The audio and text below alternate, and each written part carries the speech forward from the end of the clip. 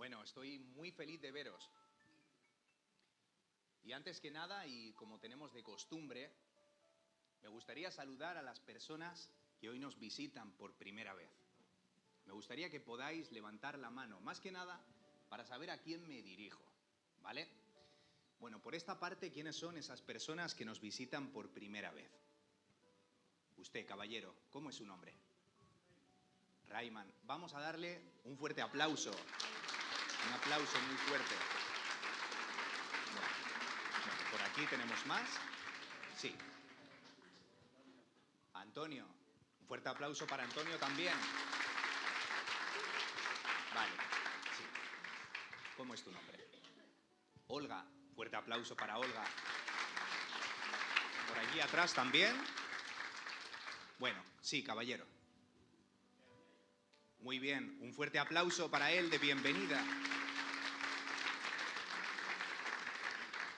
Bueno. Venga, más personas nuevas. Sí. Manuel, un aplauso, ¿cómo no, para Manuel? Bueno, ¿más? Ah, claro, por supuesto. Hoy tenemos un invitado muy especial. ¿Cómo es tu nombre? Bueno, un aplauso para Anthony también, que es un amigo de mis sobrinos. Bueno, por aquí atrás hay más gente. Sí. Muy bien. Un aplauso para la señora. Bueno, más gente. Sí, caballero. ¿Cómo? ¿Es que lo ponéis muy difícil? ¿Es que... Muy bien. Un fuerte aplauso para él. Bienvenido. Eres muy bienvenido. El Señor os conoce por vuestro nombre. Bueno, más gente. ¿Aquí estamos todos? Bueno. Mira, quizá esta mañana habéis apagado el despertador y mirando al techo habéis pensado que no existe ni una sola razón que os haga pensar que vuestra vida vale la pena. Has mirado al lado derecho de tu cama y ahí estaba ella. No logras reconocer a esa veinteañera de la que te enamoraste y tú has mirado al lado izquierdo de la cama y ahí estaba él. No has logrado reconocer al veinteañero del que te enamoraste entre esa panzota y ese carácter de vinagre. Lleváis casados más años que el catarro y la única razón por la que muchos de vosotros hoy estáis aquí es por la pena de muerte que os ha impuesto vuestro cónyuge si no venís al culto. Escucha, porque piensa que viniendo al culto quizá te alejarás de los bares o de la rumba y porque conserva el más mínimo rayo de esperanza en que vuestro matrimonio se mejore. En esta mañana también quiero dirigirme a ti, querido veterano.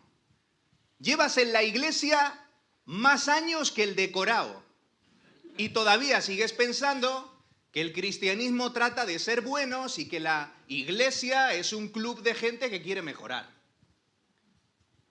Y luego también quiero dirigirme a ti, querido joven que me escuchas. ¿Cuál es la razón que hoy te ha traído aquí?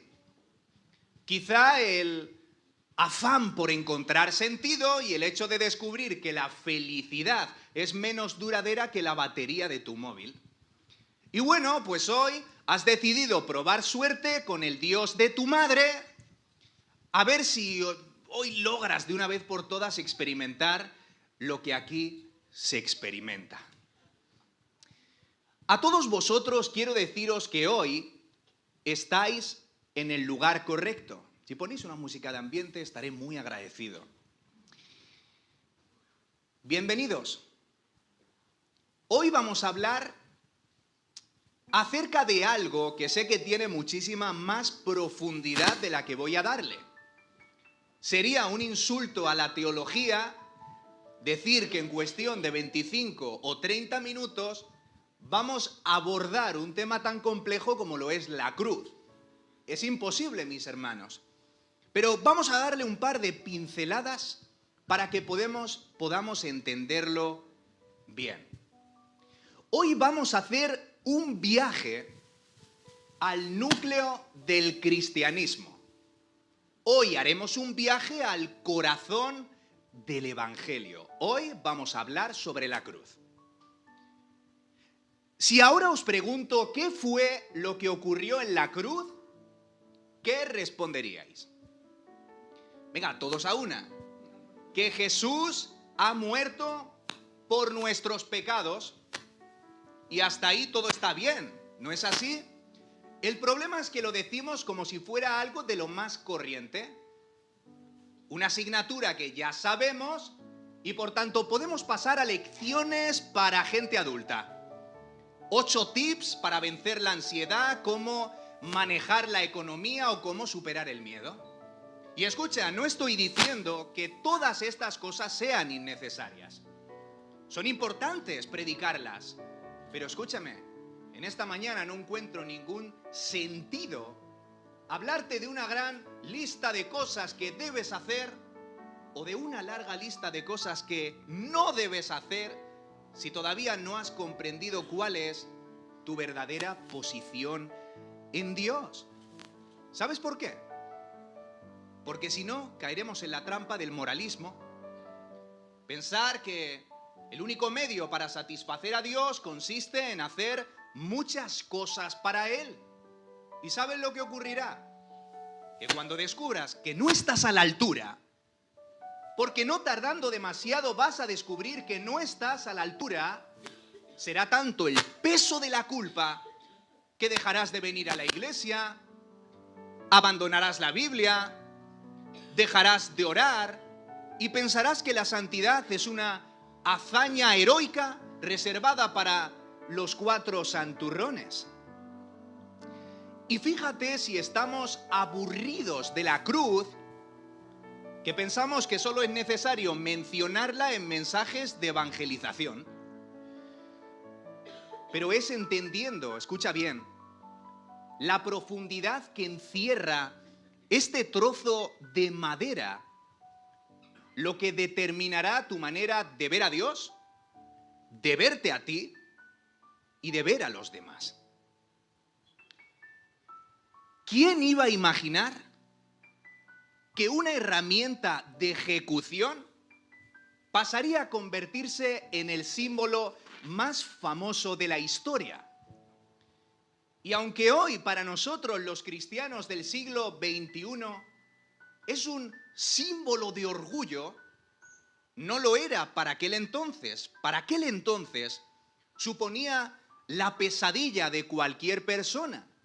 Tanto o más como hoy para nosotros podría serlo una silla eléctrica.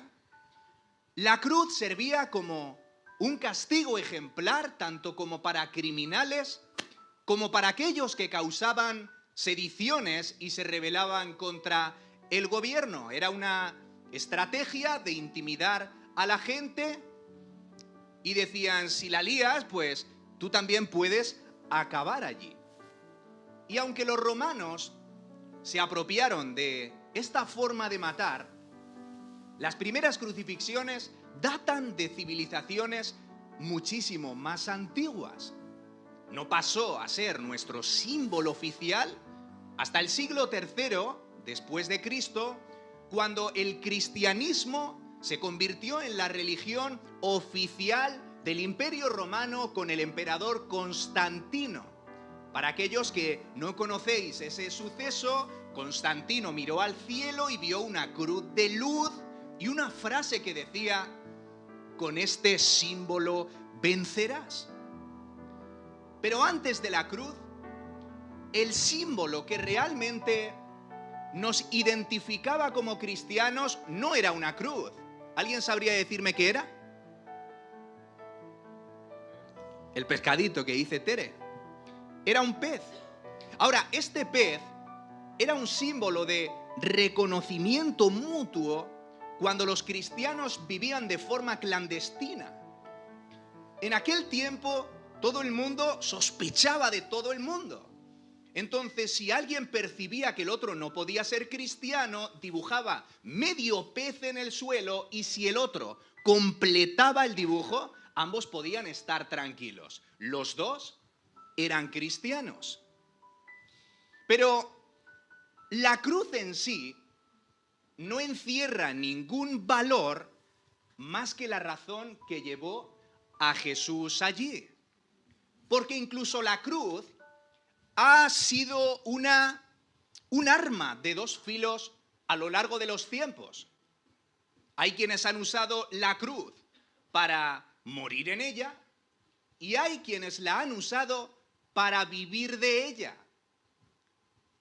Hay gente que ha tenido una espada en una mano y una cruz en la otra, pero recuerda esto, incluso los sicarios tienen una cruz colgada al cuello. Y aunque la cruz contiene 7 doctrinas fundamentales,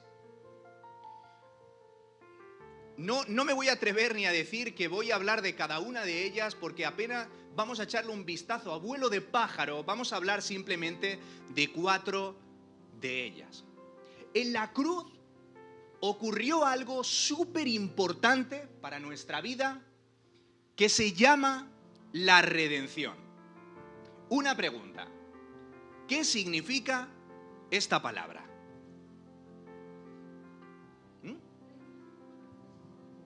Muy bien. ¿Cómo? Pero dilo más alto. Muy bien. La palabra redimir significa comprar la libertad de un esclavo. Ahora, ¿esclavos de qué? Pues Jesús lo dijo claramente en Juan 8:34, cuando él dijo: todo el que comete pecado, esclavo es del pecado. Y vemos en 1 Corintios 6:20, porque habéis sido comprados por precio, glorificad a Dios en vuestro cuerpo y espíritu, los cuales son de Dios. Ahora bien, yo no conozco a nadie, excepto los reggaetoneros y los futbolistas, que compren algo sin consultar el precio. Todos, antes de comprar algo, consultamos el precio. Entonces la pregunta es la siguiente: si es cierto que fuimos comprados, ¿cuál fue el precio de nuestra deuda? ¿Cuál fue el precio de nuestra deuda? Pues lo vemos en Romanos 3, 24, 26. Vamos a usar muchísimos pasajes porque frente a la Biblia los predicadores sobramos, porque la Biblia habla por sí misma. Porque Dios, por su gran amor, escucha bien, gratuitamente nos declara inocentes, porque Jesucristo pagó nuestras deudas. Y a continuación dice cuál es el precio de nuestra deuda. Dios ofreció a Jesucristo como sacrificio por nuestros pecados. Jesús fue el sacrificio, fue el precio, como el rescate del pago de nuestra deuda. Y ¿sabes una cosa? A veces vivimos como si nadie hubiera pagado nuestro rescate. A veces vivimos como si nadie hubiera comprado nuestra libertad. Mira, en el año 1863, el presidente Abraham Lincoln decretó que todos los esclavos que había en los Estados Unidos fueran liberados. Pero ¿sabéis qué era lo que les ocurría a estos esclavos? Que seguían sometidos a sus amos, no se sublevaban, o sea, eran libres, pero psicológicamente no lo eran. Y nos ocurre muchas veces eso, estamos tan viciados o tan acostumbrados a la naturaleza que nos ha dominado desde el día en que nacimos, que nos cuesta creernos la redención. ¿Entendéis? Y la redención trajo efectos a todos los niveles en nuestra vida. Y uno de los efectos el efecto más importante, escucha bien, fue la justificación. Una pregunta. ¿Qué es la justificación? Venga, aquí alguien lo responda. Declarar a alguien inocente. Inés, ¿hace cuántos años que conoces al Señor? Más o menos. 51. Inés lleva 51 años siendo justa ante los ojos del Señor. Quizá ayer conociste a Jesús, o quizá llevas, al igual que Inés, 50 años en el camino. No importa. Incluso puede que hoy hagas una confesión de fe y el Espíritu Santo por primera vez entre a habitar dentro de ti.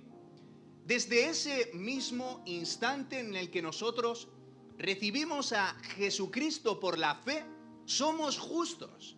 Yo no soy más justo que tú y tú no eres más justo que yo. Y es un acto que viene solo de la fe. Dice Romanos 5:1, justificados por la fe, tenemos paz para con Dios por medio de nuestro Señor Jesús.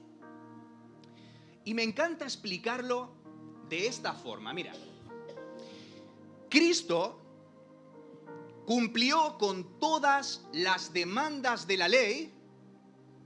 Él fue quien cumplió con las demandas y nos atribuyó sus méritos como que fueran nuestros. Y al mismo tiempo Jesús cargó con nuestros pecados, escucha, y se atribuyó la culpa como que fuera suya. O sea, Jesús cargó la culpa y te dio sus méritos. Porque a menudo estamos acostumbrados a rozar el tema de la cruz de una forma superficial y simplemente nos quedamos en la realidad de que Jesús cargó la culpa. Pero además la obra de redención de Cristo trajo muchísimos más beneficios a tu vida. O sea, Jesús ganó el premio, ¿vale? Jesús ha ganado el premio. Pero es que lo extraordinario de esta hazaña es que te ha subido al podio y ha permitido que lo luzcas. ¿Pillas esto? Porque si no, la predicación no tiene ningún sentido. Jesús ganó el premio y nos ha subido al podio para que seamos nosotros quienes lo luzcamos. La justificación tiene dos acciones importantes. Nuestro pecado se acreditó a Cristo por su sacrificio en la cruz, es decir, en la cruz, en ese mismo instante en el que Jesús carga con todos los pecados de la humanidad, nosotros nos desprendemos de la culpa del pecado. Y la segunda acción es que su justicia se nos acredita a nosotros por su vida de obediencia. Estas dos cosas son lo que determina la vida y obra de Jesús. Estamos acostumbrados a hablar de la muerte de Jesús, pero pocas veces hablamos de su vida. Jesús murió por ti, pero además, amigo mío, Jesús vivió por ti.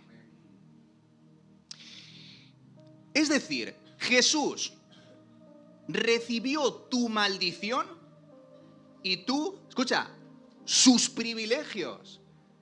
De una forma muy ilustrativa, Jesús vació hasta los topes su cuenta corriente y llenó la tuya.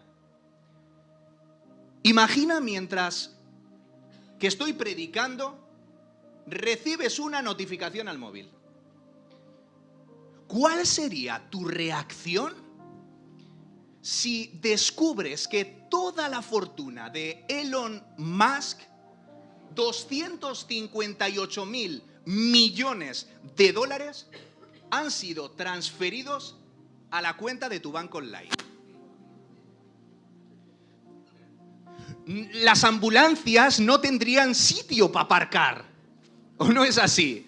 De los soponcios que nos darían a más de uno. Escucha, eres no rico o no multimillonario o no billonario, como puede serlo ese hombre que ocupa la portada en la lista Forbes. No, eres multimillonario en obras de justicia. Sí, vale, soy rico, pero ahora echo mi mano al bolso y solo hay pelusilla. O sea, este es el conflicto que experimentamos los cristianos, ¿no? Vale. Soy justo por la obra de Jesús en la cruz, pero mi experiencia refleja todo lo contrario. O sea, yo me miro todas las mañanas al espejo y sigo viendo al pecador de siempre. Esa persona que tiene mal humor, que a nada que la pinchan salta, que tiene malas reacciones, que a veces no ofrece misericordia. Es la realidad que vivimos todos los cristianos, pero hay que entender esta verdad. Escucha con atención. Somos justos posicionalmente. ¿Por qué? Porque es una declaración, como vemos en Romanos 3, 24, 26. Porque Dios, por su gran amor, gratuitamente nos declara, ¿qué? Nos declara inocentes. Pero ahora, por otra parte, empezamos a ser justos en la práctica por medio de otra cosa que se llama ¿el qué? La santificación. La santificación, ahí es cuando nosotros empezamos a ver de una manera visual los resultados de la justificación posicional. ¿Lo pilláis? Por la santificación. La santificación es ese proceso en el que Dios empieza a hacer realidad lo que ya somos posicionalmente. Te voy a poner un ejemplo simple, ¿vale? Una pregunta, ¿la princesa Leonor es la sucesora al trono, sí o no? Sí, ¿verdad? O sea, posicionalmente es la futura reina, pero oficialmente no lo será hasta que no le pongan la corona. Y esto es igual, Romanos 5, 18, 19. Como por la transgresión de uno vino la condenación a todos los hombres, ¿quién es ese uno? De la misma manera, por la justicia de uno vino a todos los hombres la justificación de vida. Porque así como por la desobediencia de uno, ¿cuál fue la desobediencia de uno? La desobediencia de Adán al incumplir el mandamiento que Dios le puso, muchos fueron constituidos pecadores. No nos podría haber dejado jamones, no, nos dejó el pecado. También por la obediencia de uno, ¿cuál fue la obediencia de uno? Jesús cumplió la ley, pues por esa misma obediencia los muchos serán constituidos justos. Y mira, a veces vivimos esclavizados por la culpa. No es necesario ser profeta para saber que un alto porcentaje de las personas que estáis sentadas aquí en esta mañana, hoy mismo os sentís terriblemente culpables en contra de vosotros mismos. Quizá anoche hurgaste en una web X, en una web prohibida, o quizá algunos de los que estáis aquí estáis experimentando terribles batallas en contra del pecado. Os encontráis en ese círculo vicioso en el que no lográis superar las tentaciones. Y hoy habéis venido al culto con la cabeza gacha y llenos de resignación, pensando que, bueno, vengo al culto un día más, pero no tengo esperanza en cambiar. Yo sé que muchos de los que estáis aquí os sentís de esa manera, pero os digo algo. En realidad no has decepcionado a Dios. Te has decepcionado a ti mismo, que es distinto. O sea, has decepcionado al fariseo interno que no vive para glorificar a Dios, sino para verse santo cuando se mira en el espejo de su autopercepción moral. ¿Entiendes? Pero bueno, si Dios lo hubiera dejado ahí, posiblemente nos encontremos ante el juez más injusto de la historia. Si Dios sencillamente nos absuelve de la culpa y nos deja salir impunes, posiblemente Dios estaría actuando como un cómplice de nuestras injusticias, pero no. La buena noticia que tengo para ti en esta mañana es que Jesús hizo algo más. Segunda de Corintios 5:21. Al que no conoció pecado, lo hizo pecado por nosotros, para que nosotros fuéramos hechos justicia de Dios en Él. Situémonos en un tribunal. Soy acusado de asesinato, pero justo en ese instante en el que el juez va a dictaminar sentencia contra mí, ocurre un cambio brusco en los acontecimientos. Golpea el mazo, dando un giro inesperado al juicio y diciendo esto: te absuelvo de la culpa, puedes salir en libertad. ¿Cómo? O sea, ¿qué pensará la gente que está mirando? Y sobre todas las cosas, ¿qué pensará esa familia de ese tipo al que yo mismo asesiné con mis propias manos? Te diré lo que piensan. Piensan que ese juez es el juez más corrupto de la historia por no haber aplicado justicia sobre alguien que la merece. Pero aquí nos vamos con la tercera doctrina de la cruz, y esto es la propiciación. Di conmigo, propiciación. Y yo sé que suena muy raro, ¿no? Propiciación. ¿Qué es la propiciación?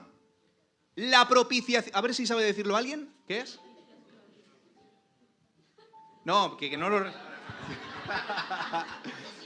¿Qué significa la propiciación? O un concepto, o una idea aproximada. A ver.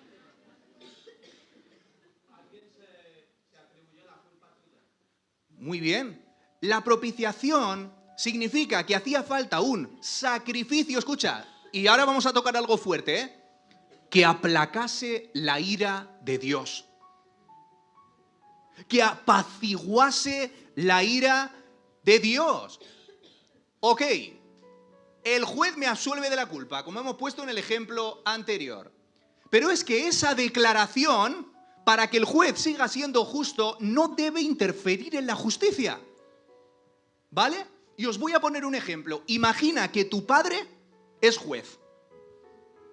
¿Vale? Ahora tú has acumulado una deuda enorme por multas de tráfico, pero ahora como tu padre, además de ser juez, te ama con locura, decide absolverte de la culpa y te deja salir impune. Una pregunta, ¿ese juez está actuando con justicia?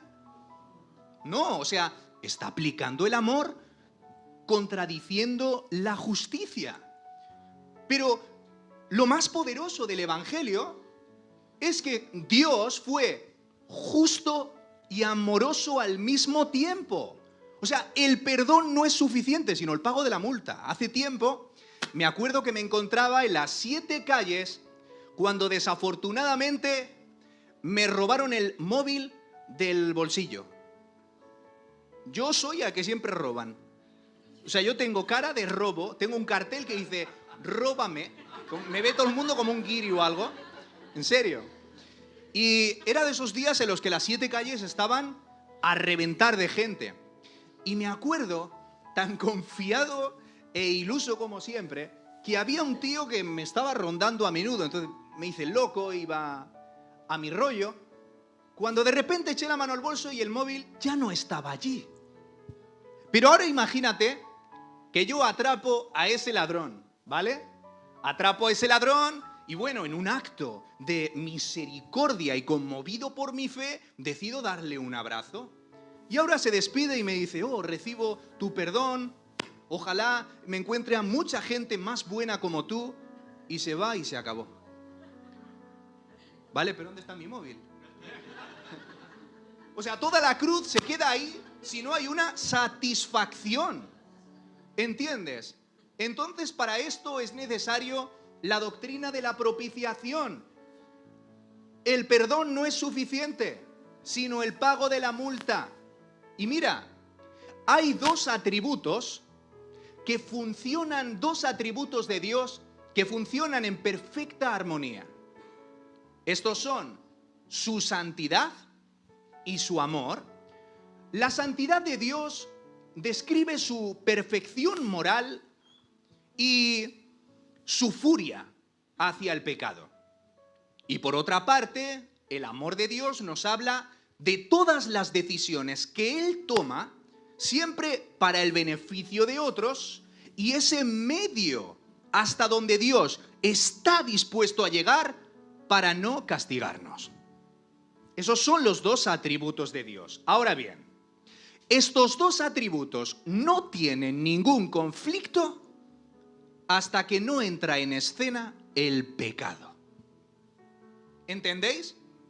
Ahora, la santidad de Dios ante la presencia del pecado se revela como ira. Ahora, Dios tiene ira. Cuando pensamos en la ira de Dios, enseguida nos viene a la cabeza un niño que sufre una rabieta descontrolada. ¿No es así? Pero no.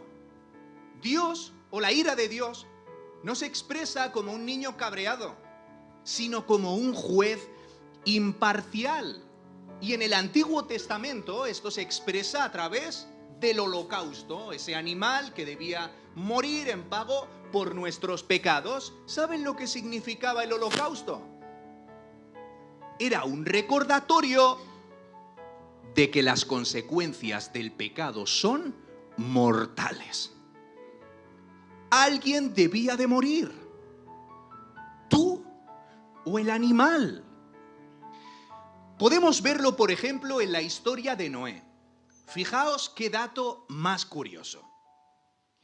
Sabemos que Dios envía un diluvio al mundo y salva tanto a Noé como a su familia, ¿no es así? Pero después de haber aplicado la justicia contra las gentes de esa tierra, Dios no quedó satisfecho del todo. O sea, su ira seguía sin ser aplacada, escucha bien, hasta que nos encontramos con ese versículo que aparece en Génesis 8:20 y que nos dice: y edificó Noé un altar a Jehová y tomó de todo animal limpio y de toda ave limpia y ofreció holocausto en el altar. Y percibió Jehová olor grato y dijo en su corazón: no volveré más a maldecir la tierra por causa del hombre. La ira de Dios no se aplacó hasta la aparición del holocausto, y ese holocausto solo era una sombra del verdadero holocausto. Y podemos ver un texto que conecta muy bien y que se encuentra en Efesios 5:2, cuando nos dice: andad en amor, como también Cristo nos amó y se entregó a sí mismo por nosotros. ¿Y qué dice ahora? Ofrenda y sacrificio fragante. Ahora bien, ¿por qué el pasaje de Noé dice que ofreció tanto animales como aves limpias?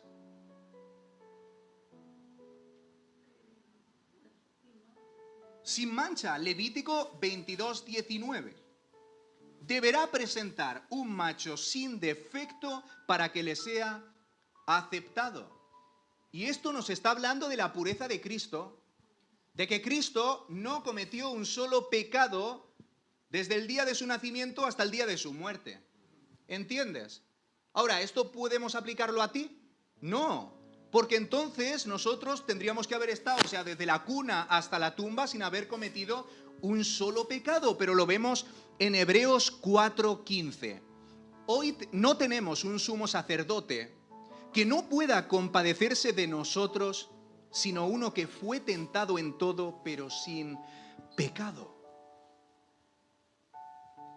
O sea, Cristo cumplió la ley y además sufrió la penalidad por quebrantarla. O sea, 2 por 1. Es como que si yo ahora pago una multa de la OTA, y además recibo el castigo que merece quien no la paga. Y además de todo, llegamos al final de este mensaje, y es que el esclavo que nosotros hemos visto al principio, ese esclavo que éramos, de una forma milagrosa pasó a convertirse en el hijo de su amo. Vemos en Romanos 8, versículo 15, ustedes no han recibido un espíritu que los esclavice al miedo. En cambio, recibieron el Espíritu de Dios cuando Él los adoptó como a sus propios hijos. ¿Cuánta es la misericordia del Señor? La adopción era una práctica más común en Roma que en Israel. Y entonces el apóstol Pablo, cuando empuñó la pluma para escribir este pasaje, era muy consciente de lo que la adopción significaba. Cuando una persona era adoptada, ¿saben lo que ocurría? En primer lugar, que sus antiguas deudas se liquidaban. Sus antiguas deudas se liquidaban. Lo segundo que ocurrió es que esta persona recibía un nuevo nombre. Lo tercero es que se convertía en heredero de su nueva familia. Lo cuarto es que se hacía cargo de sus acciones. Y lo quinto es que ahora también tenía obligaciones nuevas con su nuevo padre. Y esta es la historia, amigos míos. Vamos a ponernos en pie. De cómo el esclavo que éramos al principio, ahora ha pasado a convertirse, vamos a apagar un poquitín las luces, en el hijo de su amo. En este día, este corto mensaje simplemente ha sido una manera para conmemorar ese glorioso día. Hoy, hace un par de milenios, que somos libres tanto del pecado como de la muerte, como del infierno. Y hoy en este día alabamos ese día que selló con sangre ese suceso tan increíble que nadie más puede entender sino solamente quien lo vive, que selló con sangre el transcurso de la historia. Me gustaría que puedas cerrar tus ojos y abrir tu corazón a esta persona que fue algo más que un mártir, fue algo más que un veterano de guerra, fue algo más que un caído en defensa de su patria, fue algo muchísimo más importante que un revolucionario político, fue algo muchísimo más importante. Hoy, Jesús, te alabamos porque tú eres el gladiador desarmado que luchó con el arma más letal de todas, el amor. Te damos muchísimas gracias por esto que tú has hecho por nosotros hace 2000 años en la cruz. Ayúdanos durante esta semana a meditar en este evento, a asombrarnos ante la realidad de este evento, que es impresionante. Estamos muy sorprendidos y no alcanza nuestra mente para comprenderlo. Si nunca has tenido un encuentro con la cruz, esta es una buena mañana para tenerlo. Me gustaría que puedas abrir tu corazón. Hay amor a borbotones que emana de la cruz y es para ti, amigo mío. No hay culpa que valga, no hay miedo que valga. Jesús está con los brazos extendidos para perdonar. Te damos muchísimas gracias en este día. Gracias, Señor. Si a alguien le nace de su corazón hacer una oración en gratitud por la cruz, adelante. Gracias, amado Señor.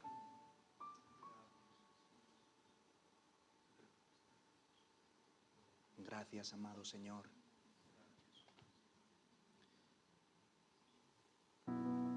Gracias, Jesús. Gracias, Señor.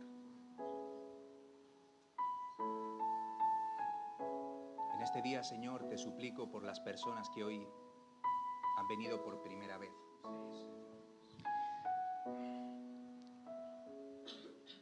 Muchos de ellos, Señor, quizá hoy han comprendido la mitad entre ese chorreón de información. Pero te suplico que tengas misericordia y que hoy tu Espíritu los atraiga. Estamos muy agradecidos, Señor, por la redención. Estamos muy agradecidos porque tú te propiciaste, porque te ofreciste, Dios mío, en rescate por nosotros, porque recibiste la ira de Dios en la cruz. Estamos muy agradecidos porque hoy gozamos del inmenso privilegio de ser tus hijos, y esto es asombroso, Señor. Gracias por sentarnos a tu mesa con muchísima más confianza y amor que David lo tuvo con Mefiboset. En este día adoramos tu nombre y te damos muchísimas gracias y te suplico, Señor, que hoy permitas que esta palabra haya hecho nido en los corazones y que durante la semana venga una reflexión